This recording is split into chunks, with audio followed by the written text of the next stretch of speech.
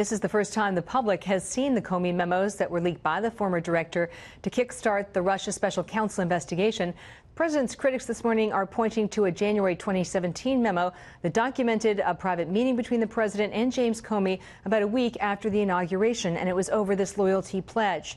It reads in part, quote, "He replied that he needed loyalty and expected loyalty.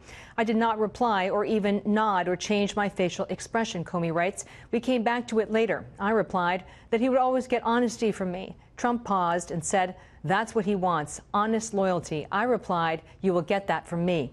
Based on the memos and his book tour this week, the relationship between Comey and the president was stressed really from the very beginning when he briefed him on the unverified salacious allegations in the so-called Trump dossier about alleged coordination between Russian officials and Trump campaign associates.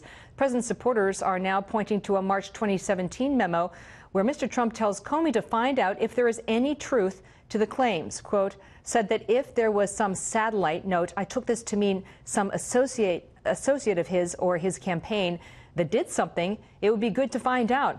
But that he hadn't done anything, and hoped I would find a way to get out that we weren't investigating him. So the bottom line is that there's really something for everyone, depending what side of the political divide you're on, Bill. Well, what about classification? What do you find in the memos regarding that?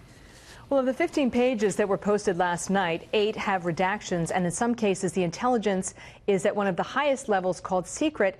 And if you look at the fine print, which I think is always important in these cases, you can see at the base of the page is something that says no foreign, which means that the intelligence is so sensitive it cannot be shared with other countries. Senate investigators also have concluded that it's highly likely at least one of the memos Comey leaked to the media through his lawyer friend contained classified information.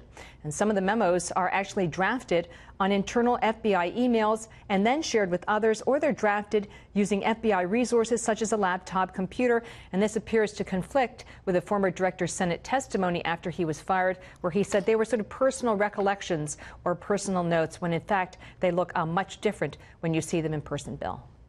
Stuff. Interesting. Thank you, Catherine Herridge, reporting on that today, leading this hour in Washington. Thanks.